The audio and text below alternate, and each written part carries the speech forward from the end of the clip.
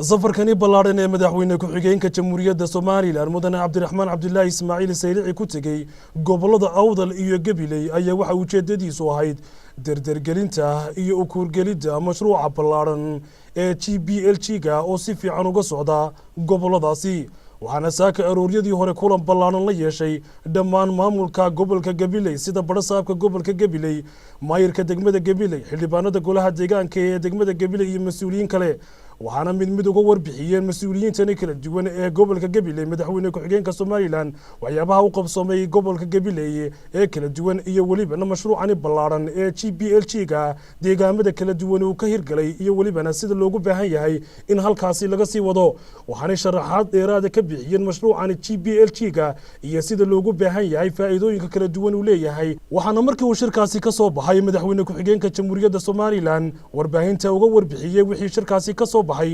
agaasimaha guud ee wasaaradda arrimaha gudaha barasaabka gobolka Gabiley wasiiru dowlaha wasaaradda khayraadka biyaha wasiir ku-xigeenka wasaaradda waxbarashada waxaana mas'uuliyiintani hadaladoodii kamid ahaa shan hay'adood baa mashruucan ka shaqeeya sanadkii mar baan u kuurgalnaa bari ilaa galbeed imika galbeedkan doorkan ka bilownay marka insha Allah barigana waan tagi doonaa haddii Ilaahay weegaga soo socda runtii barnaamijkan GBLG-gu waxa weeyaan sidaan wada ogsoonay waa maamul daadejin maamul daadejintaas waxay noqonaysaa in la daadajiyo dhaqaalaha siyaasadda iyo maxay ahayd runtii mashruucan oo ah mashruuc ay aad uga faa'iideystay gobolka Gabiley iyo degmaduba waa mashruucan aad u soo dhaweynayno runtiina wax badan ka qabtay baahiyaadka aasaasiga ah ee bulshada Gabiley ay qabtay waxaan se taabanayaa in muxuu ahaay mashruucan yahay mashruuc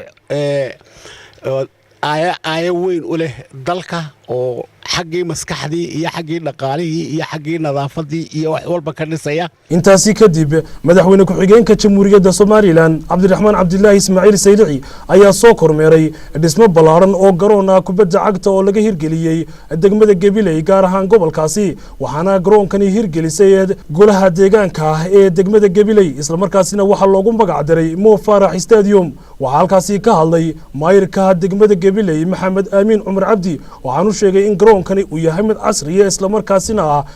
lagu qaban doono ciyaaraha kala duwan ee gobolada Soomaaliland iyo waliba ciyaaraha ka dhaca gobolkaasi Gabiley waxaanu sheegay in roogga casriga ee la dhigo garoomada kala duwan ee caalamka hadda waxaanu bilaabi doonaa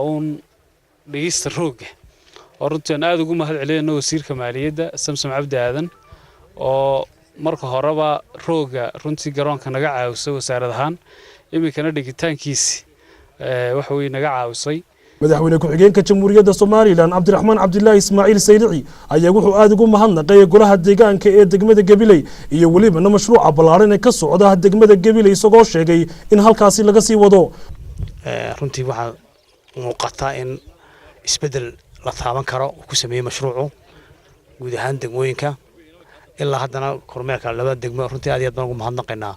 isbedelka ay maartay la taaban karo uu sameeyay iyo runtii dardarta iyo sida uga faa'iideysteen mashruuca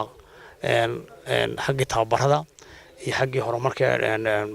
dhismayaasha iyo kaabayaasha maartay dhaqaalaha aad iyo aad baan runtii ugu mahadnaqaynaa labada meeyarba maanta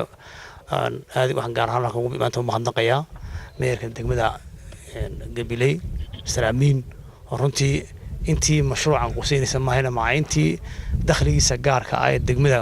wax badan oo horumar ka qabtay waxa weeyaan gacmo jirba ku gooyaan waxaan leeyahay waa inay cashuurta si wanaagsan u bixiyaan sababtoo ah cashuur badal kala dhisa hadaan cashuur la bixinin dalma dhismo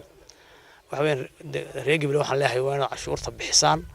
si martay adeegyada la inay qabanaya iyo horumarka degmadu uu si kobco waxaan leeyahay waa inay cashuurta la bixiyaa